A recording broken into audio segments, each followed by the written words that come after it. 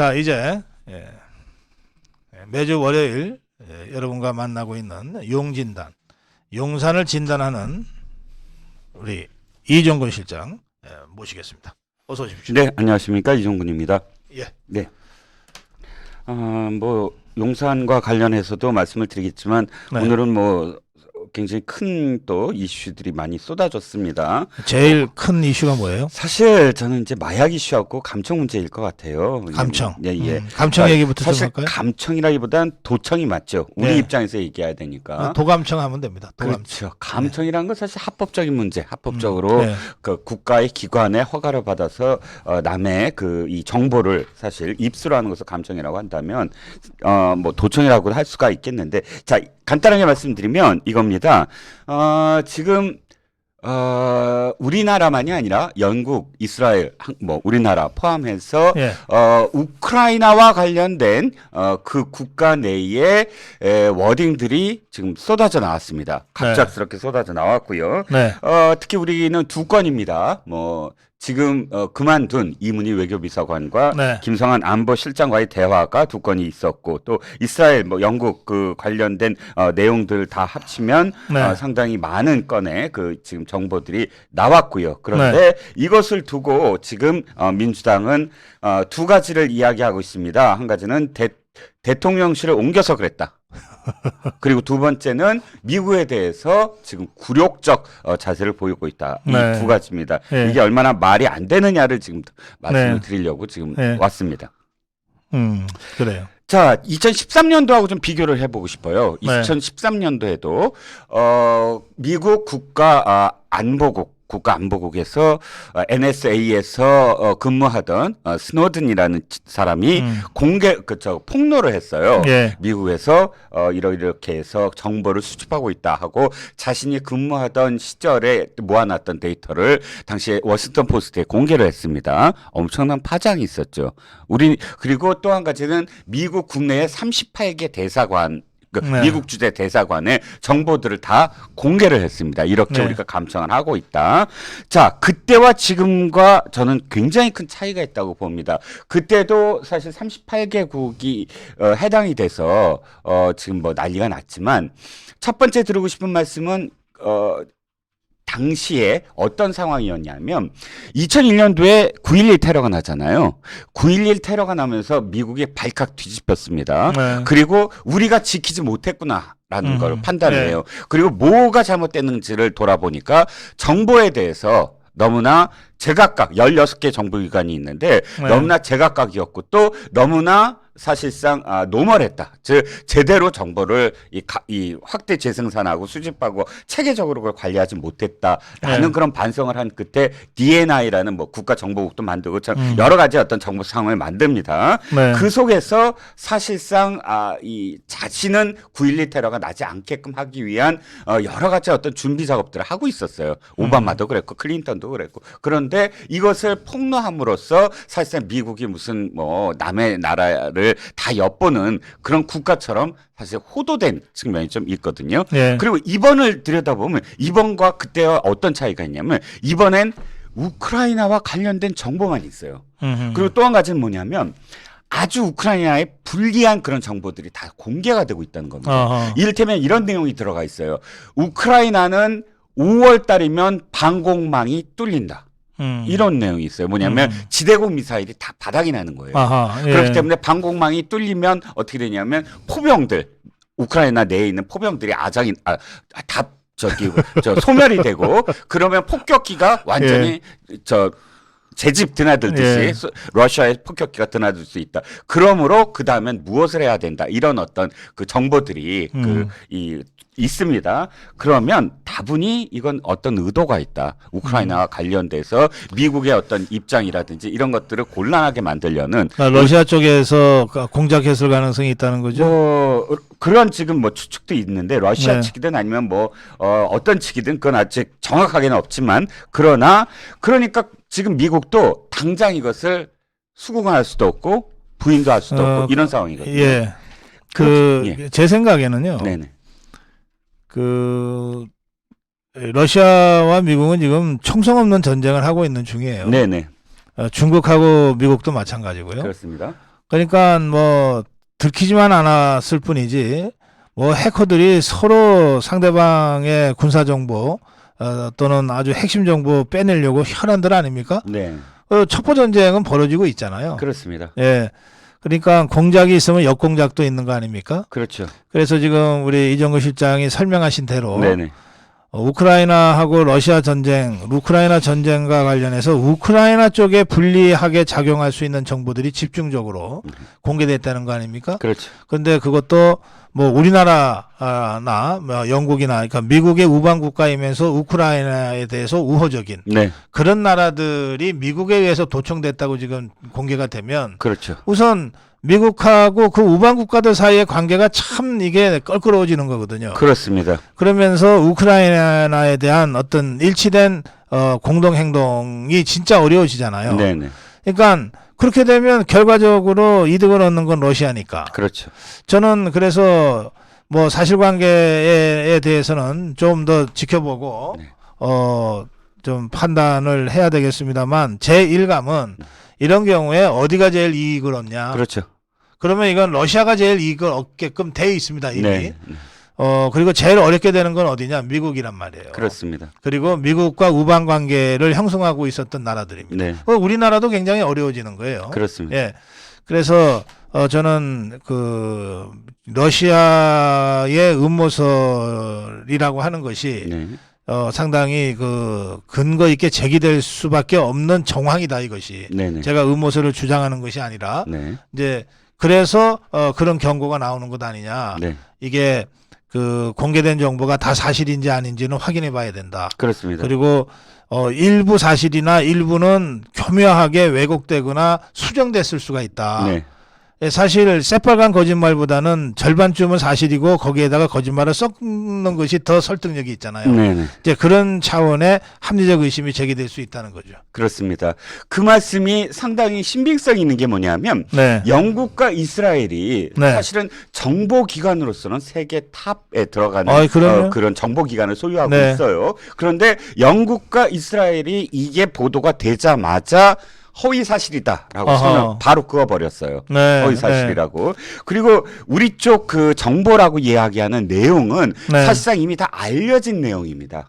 예를 들자면 어떤 예. 내용, 그러니까 간단하게 말씀을 드리면 이거예요. 우리가 지금 미국이 그러니까 우크라이나가 우리의 직접적으로 살상 무기나 포탄을 달라고 하는데 예. 그러나 이건 직접적으로 줄 수 없다. 그건 우크라이나가 그동안 공개적으로 요청을 했어요. 그렇죠. 예, 다 그리고 공개된 우리가 내용이고. 직접 그거 줄 수 없다는 것도 우리 입장으로 공개가 여러 번 됐고. 그리고 미국도 일정 부분 그것을 요구하지만 그러나 가장 좋은 방법은 폴란드의 무기를 우리가 주는 그러니까 파는 것이다. 네. 이런 내용이거든요. 네. 이미 현실화됐고 그리고 예. 이런 내용들은 사실상 현실을 기반으로 해서 대화로 엮을 수 있는 네. 아주 손쉬운 그런 그 이 패턴입니다. 그러니까 네. 우리가 어떤 비밀적인 어떤 내용이 이번에 드러났다. 우리와 관련돼서 두 건이 그렇다면 펄쩍펄쩍 뛸 일이지만 네. 그러나 이미 이 내용의 핵심적인 어떤 결과는 이미 다 그러니까 나와 있다. 다 아는 얘기들이에요. 우리가 네. 외교적으로 다 취한 그런 네. 결과를 대화체로 지금 이게 나와 있기 때문에 네. 이것을 갖고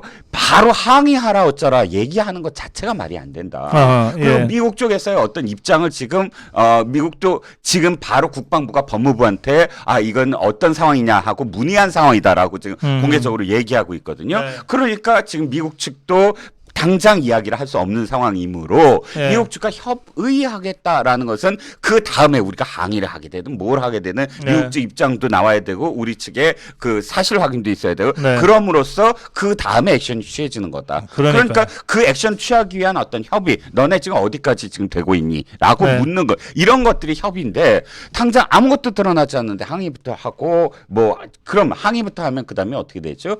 이건 민주당의 주장은 뭐냐면 한미 지금 그 가장 중요한 국빈 방문을 앞두고 예. 흔들려는 의도밖에 아니지 않느냐는 겁니다. 그렇죠. 예. 더구나 우리 입장에서는 그 국빈 방문이라고 하는 굉장히 중대한 행사를 앞두고 있기 때문에 네. 이 사실관계 확인을 먼저 하고 네. 또 그에 합당한 조치를 요구하고 네. 이러면서도 예정되어 있는 국빈 방문은 손상시키지 않는 그렇죠. 이런 아주 현명하고 신중한 대처가 필요한데 그렇습니다. 저 종북 주사파들은 저 당장 뭐 미국한테 항의부터 해라, 사과부터 요구해라, 막 이런 거 아니에요. 그렇죠. 예.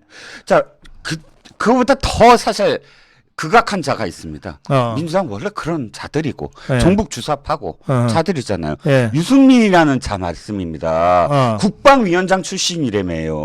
예. 자기가 국방과 관련해서는 전문가라며요. 네. 그런데 이 자가 하는 말이 또다시 한심하다.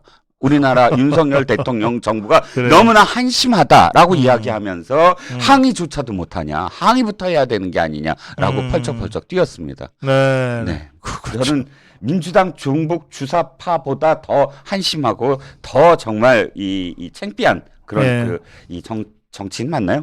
라고 생각을 하고요. 음. 그 다음에 뭐 또다시 청와대 옮겨서 그렇다? 음. 아니. 청와대는 안 뚫렸냐고요. 뭐 음. 뚫린 거로 얘기하면 뭐 사실 박정희 대통령 때도 76년도에 예, 그랬죠. 한번 예.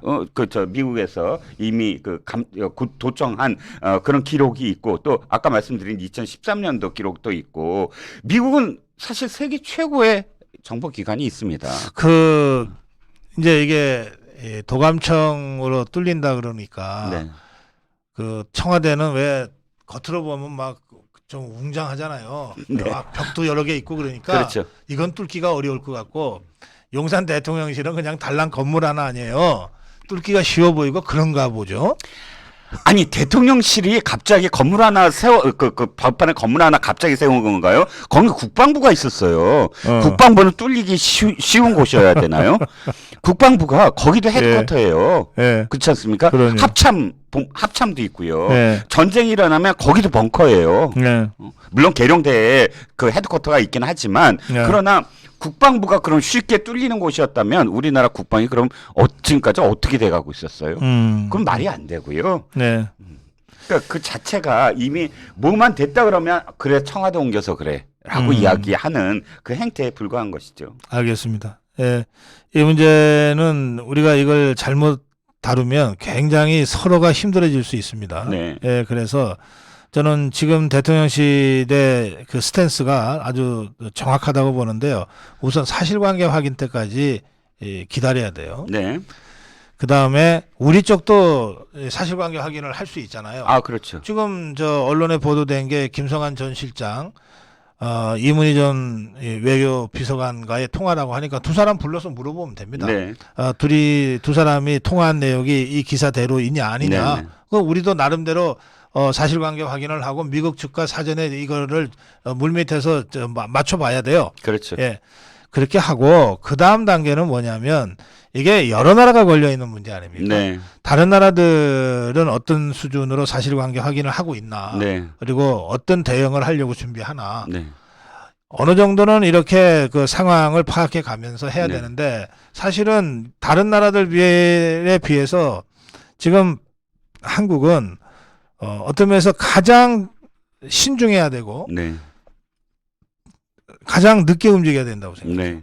우선 우리야말로 한미동맹이 제일 절대적으로 중요한 안보의 축인 나라고 네.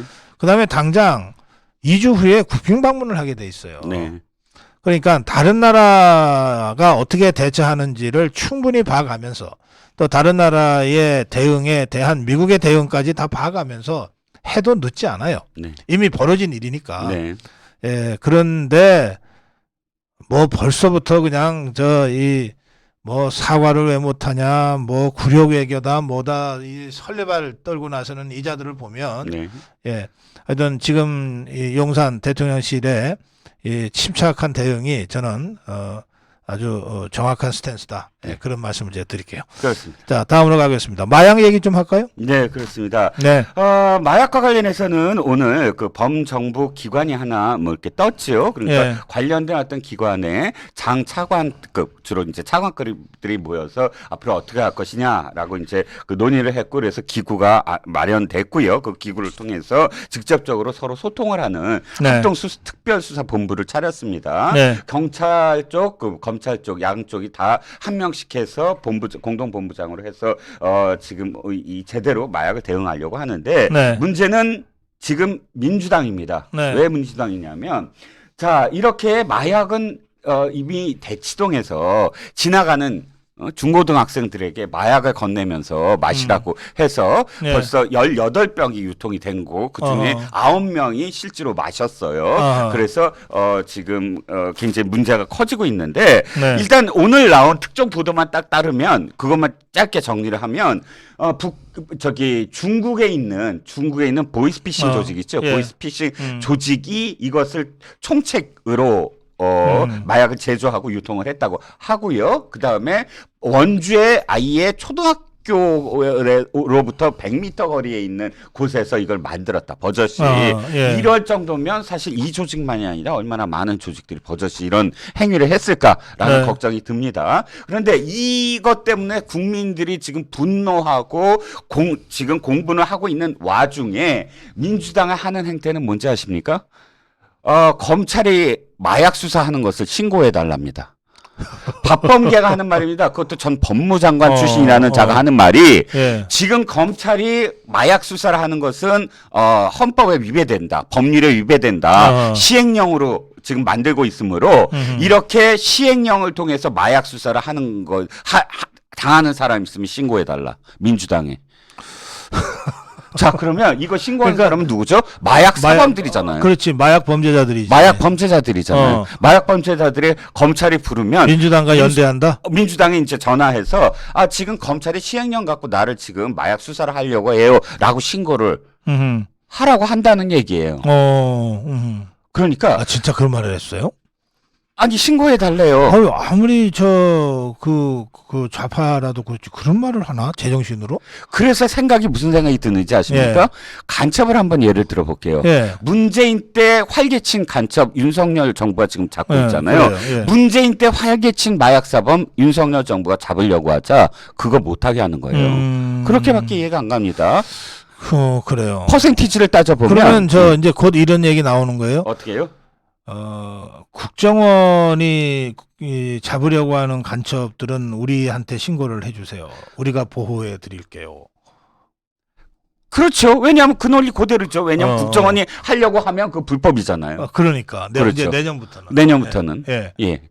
그래서 신고해달라. 그렇죠. 그러니까 문재인 정부가 그때로 돌아가면 이겁니다. 2012년도에 19세 이하 마약 사범이 38명이었대요. 근데 2022년에 481명. 10배 이상 늘어납니다. 네. 자, 그렇게 늘어나고 있는 와중에 문재인은 어떻게 했습니까? 2018년도에 마약 담당 부서를 통폐합합니다.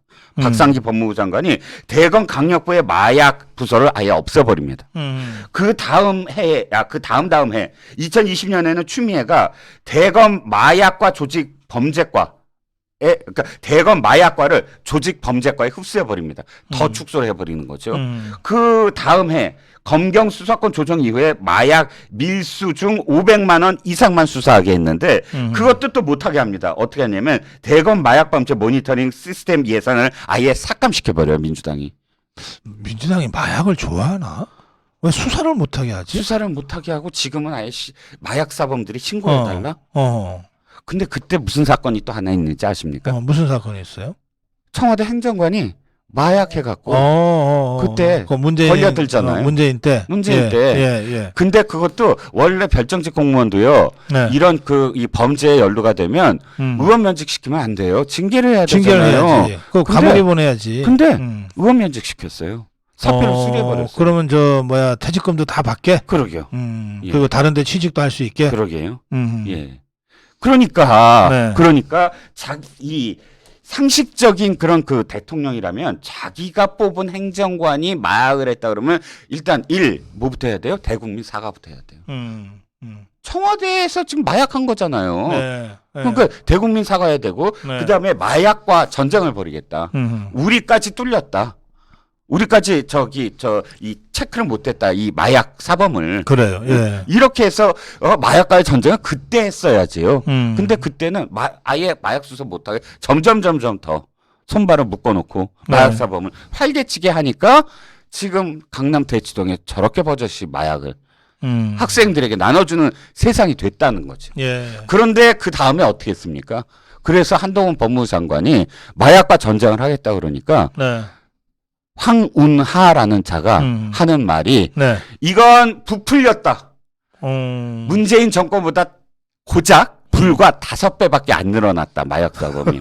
불과 5배밖에 안 늘어났다 그러면서 검찰 독재 정권의 공안 통치를 위해서 마약 전쟁 운운하고 있다. 라고 이야기를 했습니다. 참, 이것들 다 마약을 먹일 수도 없고. 강준만 교수가 그런 얘기를 하더군요. 예. 지금 민주당은 마약에 취해 있다. 음. 검찰 악마화라는 마약에 취해 있다. 아하. 이렇게 표현을 하던데 네. 어찌됐든 이 마약과의 전쟁은 뭐 윤석열 정부 앞으로 사실 국민들의 이 공분을 기반으로 해서 더 철저하게 할 것인데 네. 그러나 아직도 저렇게 취해 있는 정말 그 이 민주당을 어찌할꼬라는 생각이 예. 들었습니다. 그래요. 자, 다음 문제로 갈게요. 최민희 그 방송 같이 좀 하고 그러셨죠? 아, 예. 같이 했습니다. 한숨부터 쉬시네. 예. 아니 저는 이 주제가 개인적으로는 그냥 방심위로 보냈으면 하는 마음이 방송에서 안 만났으면 하는 안 마음, 만났으면. 안 만났으면 하는 마음이 들지만 그러나 예. 뭐 이게 공익을 위해서라면 제대로 말씀을 드려야죠. 사실 뭐 이렇게 방송 하시니까 제가 이렇게 좀 질문 드리는 게 어떨지 모르겠는데 예, 방송하다 보면 어쨌든 우좌가 둘씩 있잖아요. 아 그렇습니다. 둘 예. 또는 셋씩 있잖아요. 예, 예. 근데 상대방에 나온 그 자 얼굴을 딱 보는 순간 막 기분 나빠지고 짜증 나고 그럴 때 있죠. 자주 그렇죠. 자주 예, 예. 아니 자주 그렇습니다. 예. 아이고 참. 그러니까 그런 건 어떤 거냐면 이거죠. 그러니 우리가 지금 누가 옳고 그르다를 지금 판명을 내려고 싸우는 것이 아니라 서로 다른 생각을 갖고 있을 수밖에 없어요. 네. 민주주의란 그런 거 아닙니까? 그렇죠. 예. 그러니까 다른 생각이지만 서로 다른 생각을 이야기함으로써 사실 시청자들이 판단하게 하면 되잖아요. 그렇죠. 그런데 예. 처음부터 끝까지 내가 그러니까 나의 말을 끊어서 자신이 옳다는 걸 증명하려고 나오는 그런 패널들하고는 이야기 대화가 되질 않잖아요. 그러니까요. 예. 예. 그냥 제가 진짜 마음에 상처를 입게 되거든요. 제가 멘탈이 강하지 않나 봐요. 그러니까 내가 왜 이걸 하고 있지라는 생각이 드는 순간들이 있어요. 누구라고 말을 못 하겠지만 어쨌든 저는 그런 것들하고 어쩌다 방송에서 부딪히게 되면 끝난 다음에 야단을 치는데 아, 방송에서 야단 칠 수는 없고 우리 이종근 실장님은 예, 마음이 아주 착하셔가지고 그렇게도 안 하고 본인이 상처를 입으신다네. 참. 그러게요. 예. 예. 참 그 방송 나온 김에 제가 그 얘기 좀 이건 좀 최민희랑 관계 조금 좀 다른 얘기지만 비슷한 맥락도 돼요. TV조선에 강적들인가 그 프로그램이 네, 있어요. 네, 네, 거기 보면 있는데 보면 그게 녹화인지 뭐 녹화겠죠. 그 사회를 금태섭이라는 자가 보고 최근에요? 아, 예, 저는 뭐 예, 최근에, 요즘은 안 봤어요. 예, 최근에. 예, 예. 우리 아미고 회원 한 분이 전화를 하셨어요. 그거 한번 확인 좀 해보세요. 오늘 방송된 건가? 금태섭이라는 자가 보고.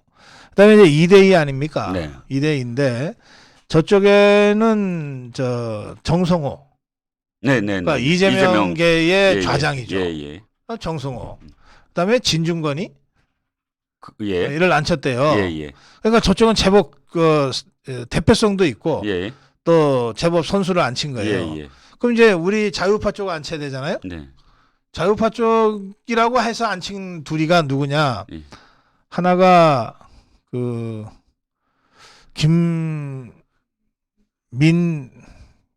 김민전? 예, 김민전. 예. 예. 아니요. 예. 그다음에 또 하나가 예. 하태경. 아, 예. 이러면 아, 조합이 독특하다. 좀 독특하네요. 예. 그 확인 좀 해보세요. 그 오늘 방송이 된 것 같은데. 그러니까 이제 저한테 전화하신 분은 우리 자유파는 어디로 갔나요? 아, 예. 아니 이것들은 이렇게 우리는 방송사는 그렇게 설명할 거 아닙니까? 보수 쪽 둘, 진보 쪽 둘 앉힌 겁니다. 그러나 우리 자유파 입장에서는 아니 우리 자유파 대표자는 어디 갔나요? 이렇게 될 수밖에 없는 거지. 그렇죠. 예? 뭐 하여튼 그렇죠. 예. 자, 그래서 최민희 얘기를 좀 더 할까요? 어떻게? 네, 맞다 그러시네. 예. 예? 예, 그래서 오늘 녹화 재방송한 것 같은데 뭐 하여튼 뭐 제 기억이 맞는 것 같아요. 예. 자, 그러니까 이런 걸 갖고 지금 이 보수 둘, 진보 둘, 뭐 여당 둘, 야당 둘이라고 지금 이렇게 하고 하니, 주장하고. 예, 예, 이게 참 하여튼 뭐 그건 그렇고, 네. 자 최민희 얘기 좀 합시다. 이게 원래부터 네. 지금 자격이 안 돼 있는 거예요. 아까 정론씨 예. 말씀하셨지만, 네.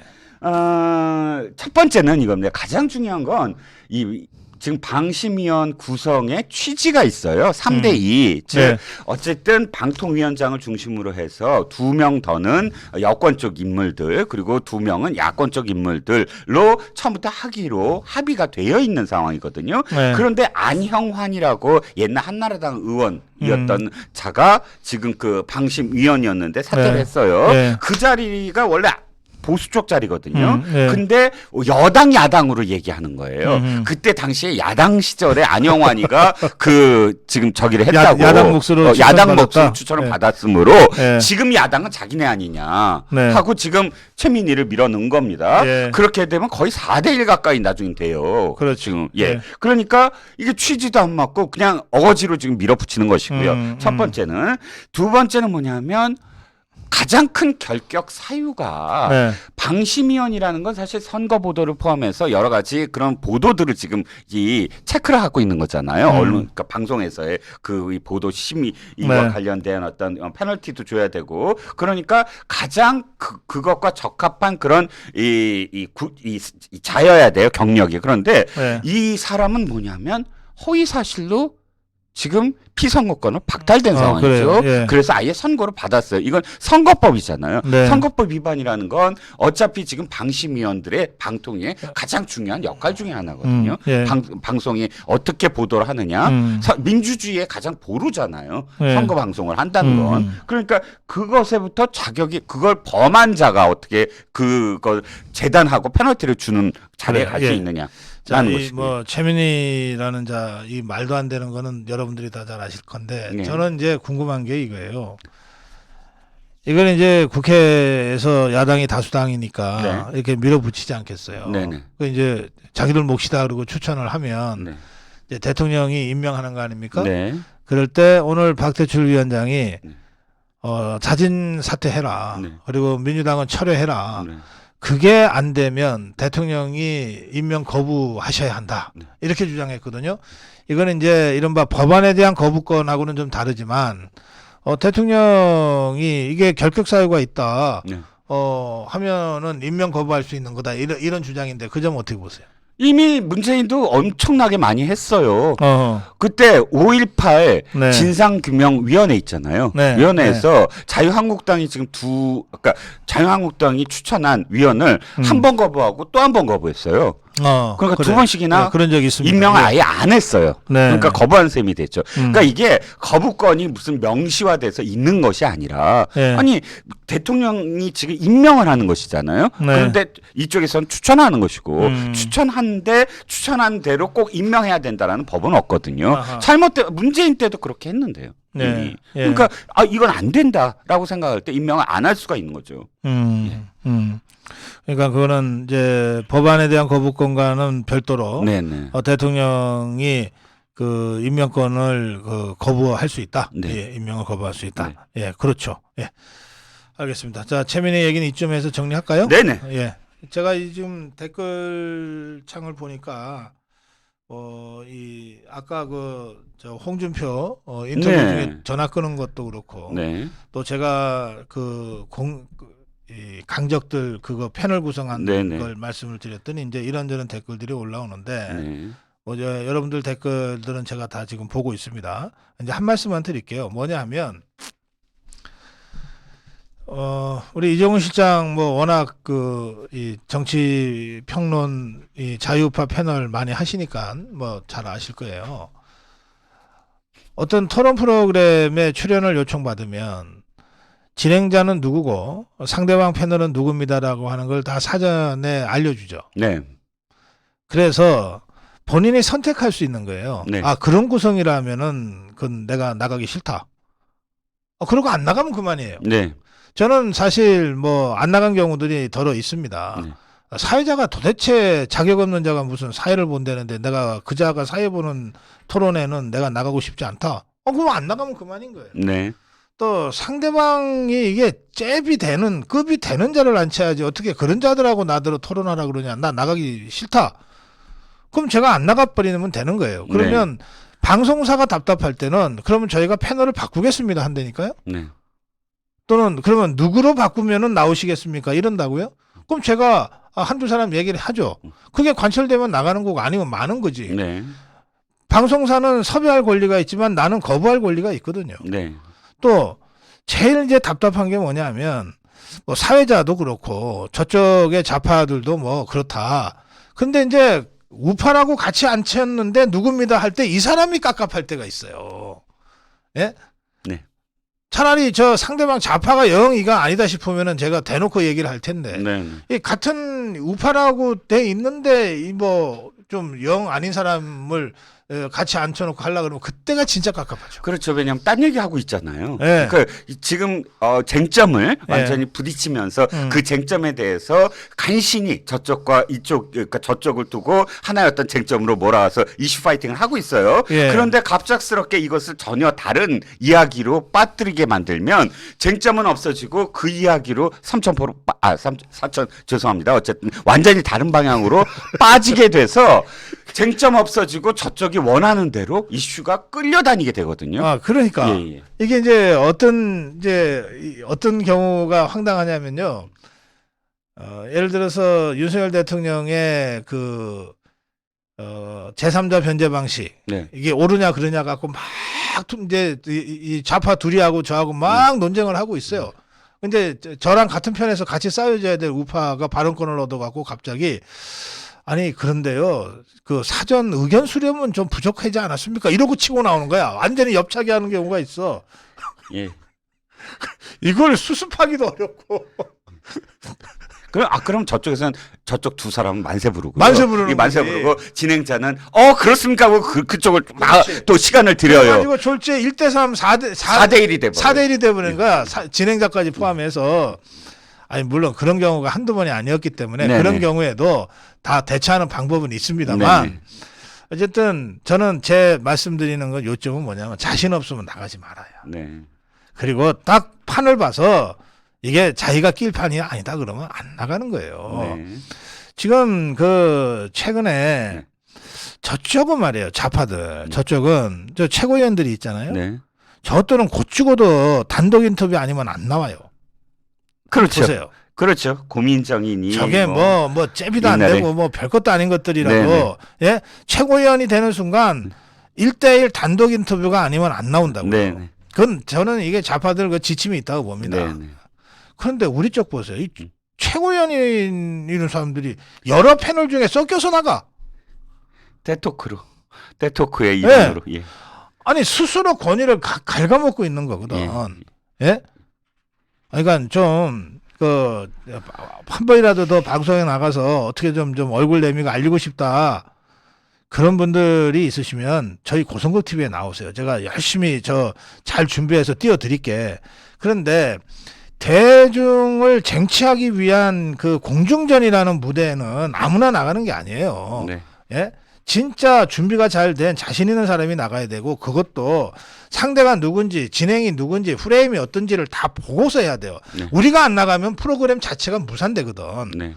아무리 이 막대 먹은 좌파들이라도 우파 패널이 하나도 안 나가는데 좌파들만 모아놓고 토론할 수가 없어요. 네. 아니 그러니까 유시민이만 갖다 놓고서 MBC 백분 토론 특집을 못 한다니까. 네. 홍준표가 갔다가 맞장구를 쳐주니까 특집이 되는 거예요. 네. 그러니까 자신 없으면 하지 마. 하지 마. 준비 안 됐으면 하지 마. 그리고 할라 그러면 대체적으로 전체 프레임은 좀 보고 상대방이 어느 정도인지는 좀 보고 사회자가 어느 급인지는 좀 봐가면서 하자 이 말이에요. 아이 참네 정말. 자 다음으로 가겠습니다. 괜히 내가 지금 네, 흥분했어요. 네. 죄송합니다. 아닙니다. 예, 예. 저 야단치시는 거 아니죠, 지금?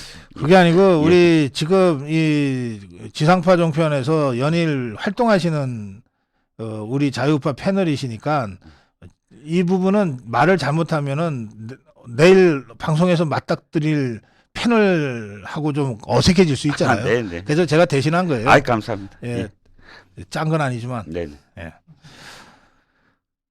자, 후쿠시마 얘기 잠깐 하겠습니다. 후쿠시마. 네.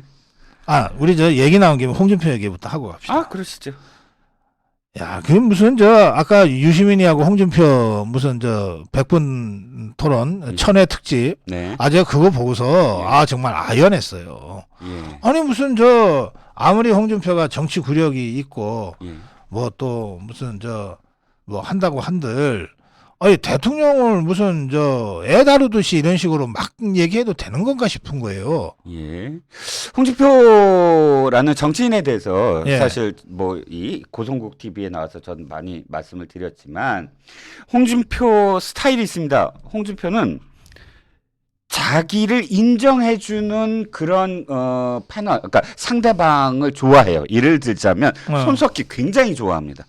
그 김어준이도 좋아하더라고. 김어준 좋아합니다. 그다음에 그다음에 띄워주니까. 유시민 좋아합니다. 어. 왜냐하면 자기 띄워주니까 자기를 막 이렇게 대우해주고 뭐 스타일, 그러니까 홍준표 한동안 이 민주당에서 얼마나 칭찬하는지 기억하세요? 김어준이 막 칭찬하고 네. 홍준표밖에 없다. 네. 그런데 너무 좋아해요. 그래서 김어준 씨가 사실 가장 많이 출연한 보수 우파 인사 중에 하나입니다. 네. 자, 그리고 유시민 얘기를 했으니까 유시민이니까 그럼 내가 나갈게 하고 적극적으로 나갔을 겁니다. 그리고 그쪽이 좋아할 얘기 일단 던져줘요. 그래야지 이게 이 서로 맞장구를 치면서 분위기 네. 띄워주죠. 그게 던져준 게 딱 이겁니다. 아, 윤 대통령 정치 초년병이잖아. 그런데 거기 삼김을 기대해? 이걸 깔고 그거 깔면 어떻게 되죠? 자기는 정치 구단이라는 얘기예요. 그렇지. 자기 포지션이 되고 대척점으로. 그런데 또 그렇게만 얘기하면 미움받으니까 네. 그러면서 이제 다른 얘기를 또 합니다. 네. 근데 결국은 뭐가 남죠? 아, 정치 천연병 윤 대통령과 정치 구단 홍준표 시장. 그러면서 무슨 얘기를 하죠? 아니 그러니까 왜 뽑았어? 이렇게 얘기하잖아요. 날 뽑지. 왜 뽑았어? 이렇게 얘기가 되는 거고요. 네. 김현정 얘기 아까 말씀하셨지만 그거랑 계속 연결시키면 사실 김현정 때 김현정이 아주 야비했어요. 직전에 홍준표가 폭발한 건 제가 방자했습니까? 이 말 때문에 폭발한 거거든요. 마지막 인계점이. 그리고 그 전에도 특정인과 관련해서는 얘기 안 하고 특정인은 특정하지 마라. 윤재옥 이번에 원내대표 선거 그러니까 된 것과 관련해서 얘기를 하는데 특정하지 말고 얘기하자라고 계속 얘기했어요. 그러니까 한동훈도 특정하지 말자라는 게 연결은 되죠. 그래서 홍준표가 화가 날 만했다라고는 하지만 그러나 아까 말씀하셨던 부분 첫 번째 김현정이가 어떤 지금 저 진행자인지 다 알고 있잖아요.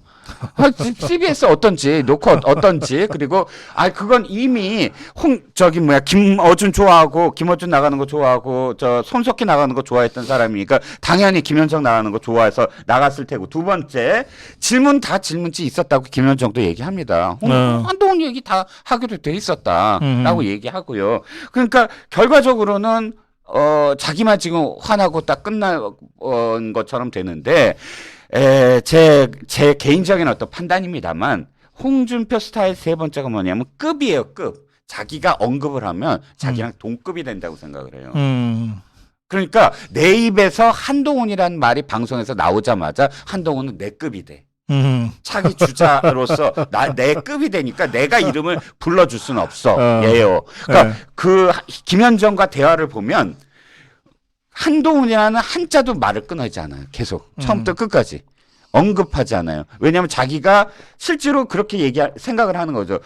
내가 얘기를 딱 꺼내자마자 내일 아침 제목은 홍준표 코트 한동훈 뭐뭐뭐뭐뭐뭐 싱글 코트 닫고 이렇게 될 거다. 그래요. 그런 생각으로 똘똘 뭉친 사람이니까 결과가 그렇게 나온 거죠. 지금 웃고 있는 건 홍준표가 아니고요.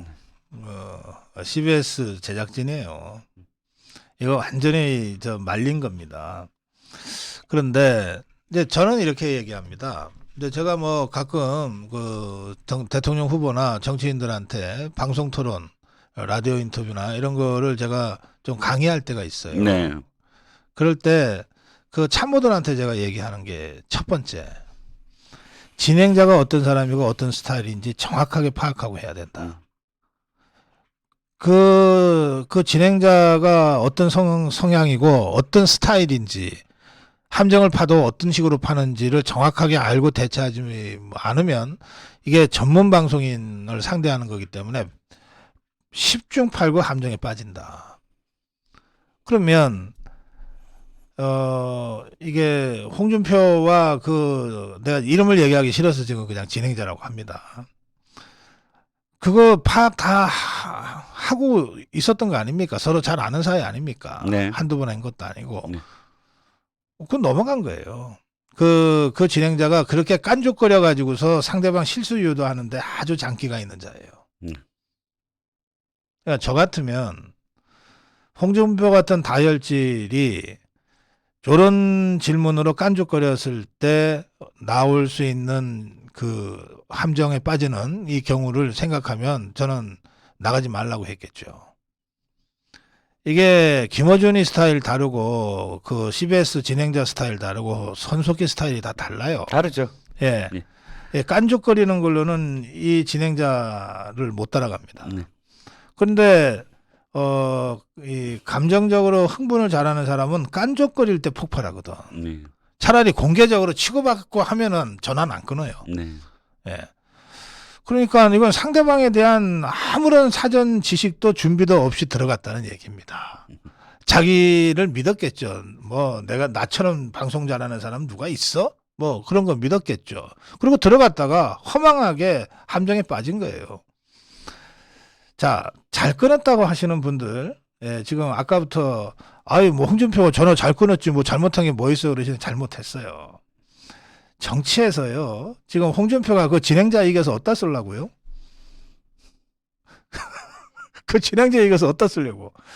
중요한 것은 이걸 바라보는 시청자, 청취자, 국민들의 시선이에요. 그리고 저쪽은 어차피 욕먹기로 작정하고 그걸로 여기까지 온 진행자입니다. 욕 더 먹을 것도 없어요. 오히려 지금 저 좌파 진영에서는 역시 김뭐뭐뭐 하고 지금 완전히 떠 있을 거예요. 이제 그 김모시기 진행자는 이제 김어준 손석희급으로 된 거야. 홍준표가 만들어주는 바람에. 예? 이렇게 한번 대형 사고를 치면요. 그러면 방송사에서도 예? 급을 완전히 달리 봐준다니까. 홍준표 같은 노련한 대권 주자를 함정에 잡아뜨렸잖아. 구조가 그런 거기 때문에 제가 이게 지금 이렇게 평가를 해주고 분석을 해주는 거예요. 그걸 자꾸 뭐 깐죽거리는 거, 화 잘 냈다 말이야. 전화 잘 끊었다. 이런 식으로 하면 감정은 풀릴지 몰라도 선거에서는 판판이 진다고요. 선거에서 판판이 져요. 공개 인터뷰하고 다 사전에 그 원고까지 다 확인했을 것이 분명한 이 상황에서 그래 자기 분을 못 이기고 흥분해서 전화를 끊어요? 저는 김재원을 자꾸 뭐 말 잘못했다고 지금 저 홍준표가 구박했잖아요. 네. 징계하라고 그러고 그랬잖아요. 김재원의 잘못이 난 김재원 잘못한 거 없다고 생각합니다만 뭐 있다고 칩시다. 김재원의 잘못이 하나라면 홍준표의 이 사건은 열이 넘는 100이 넘는 잘못을 저지른 겁니다. 근데 왜 여러분들은 이런 이 상황에 대한 객관적 인식을 제대로 못하는 분들이 있는지 이거 참 답답해요. 하여튼 뭐 그건 그렇고요. 예.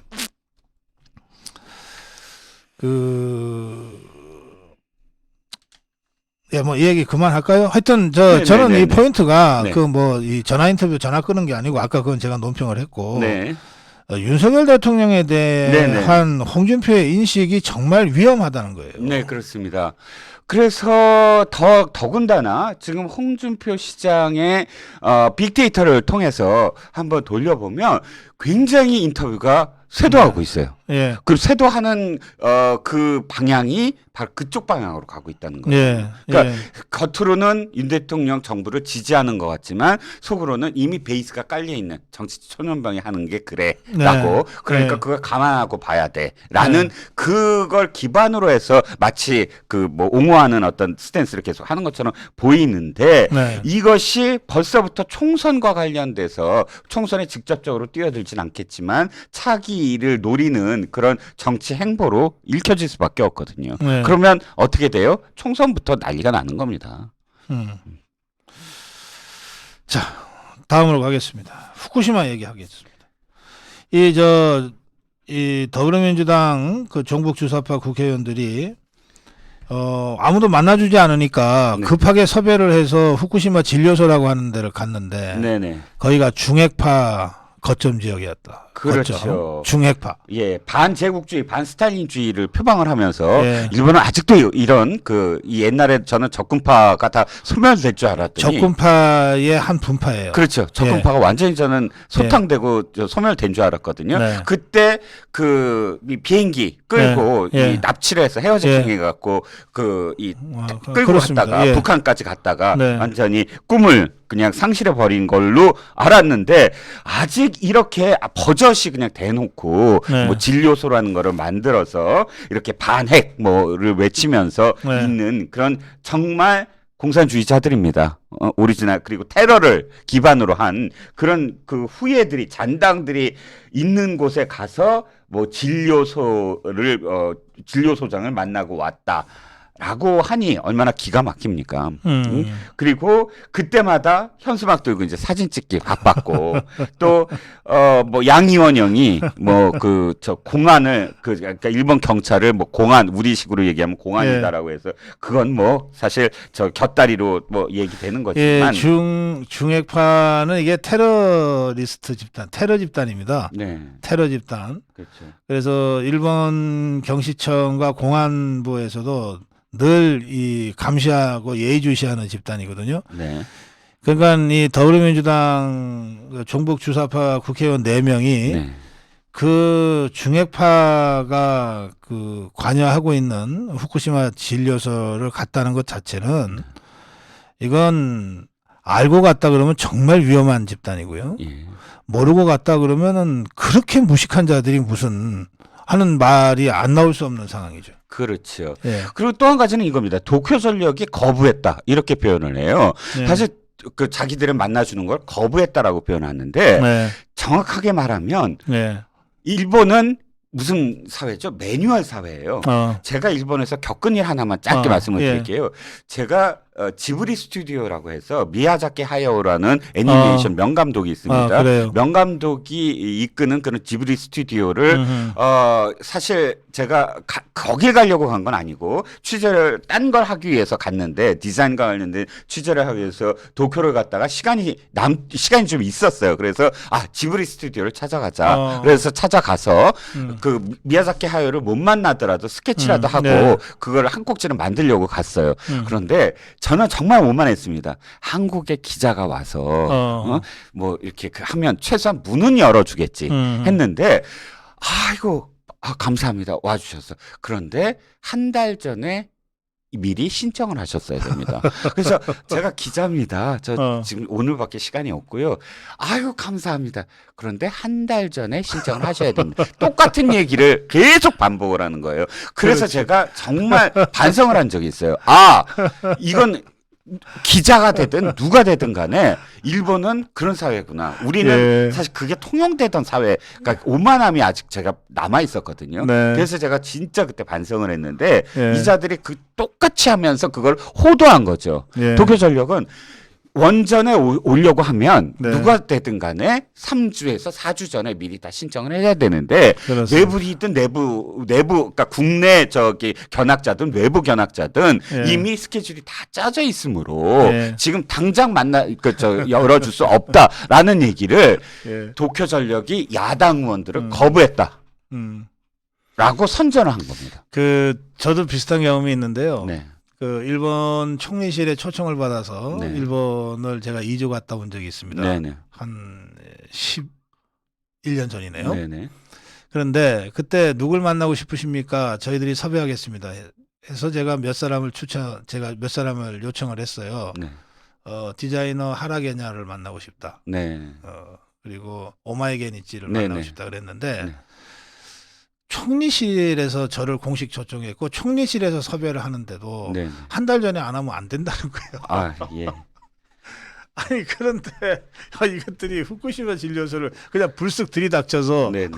했다면 중핵파 입장에서는 네. 이게 웬 호박이 넝쿨채? 아, 그렇죠. 그렇죠. 당연히 그렇고요.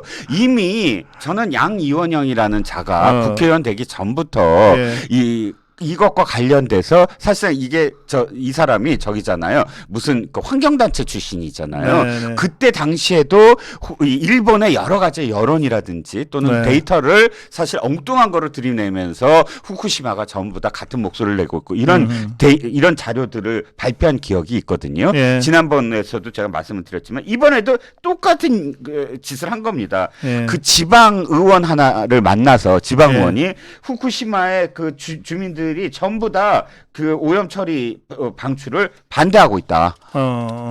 거의 뭐 찬성하는 주민이 거의 없다. 그게 이런 식으로 얘기하는 거죠. 반원전 네. 원전 반대 활동가 하나 만났다. 그렇죠. 예. 그런데 후쿠시마 민보라고 이 지역 신문이 4일날 바로 최근에 4일날 조사한 바에 따르면 팽팽한 거예요. 이분들도 주민들도 그 찬성하는 사람 38% 반대하는 사람 약 한 41% 그런데 이 주민들의 입장에서는 정상화되고 싶다 빨리. 그러니까 근데 각자 걱정을 하는 건 뭐냐면 불안 심리 때문에 그래요. 또다시 소비가 위축되는 게 아니냐. 이런 생각을 갖고 있는데 마치 다 지금 뭐 반대를 하는 양 호도를 또 하고 있다는 거죠. 알겠습니다. 네. 하여튼 이 참 정신없는 것들하고 정치를 같이 하려고 그러니까 참. 그렇죠. 자, 마무리 한 말씀 듣겠습니다. 마약 얘기를 한 번만 더 말씀을 드릴게요. 예. 문재인이 활개치게 만든 마약사범, 문재인이 활개치게 만든 간첩, 문재인이 활개치게 만든 조폭, 그걸 윤석열 정부가 바로잡는데 우리가 모두 다 사실은 응원을 해야 된다라는 생각이 들었습니다. 네, 예. 알겠습니다. 네, 오늘 용진단 이정근 실장과 함께 진행해 봤습니다. 오늘 시간 여기서 모두 마무리하겠습니다. 이정근 실장님 고맙습니다. 네, 감사합니다. 예.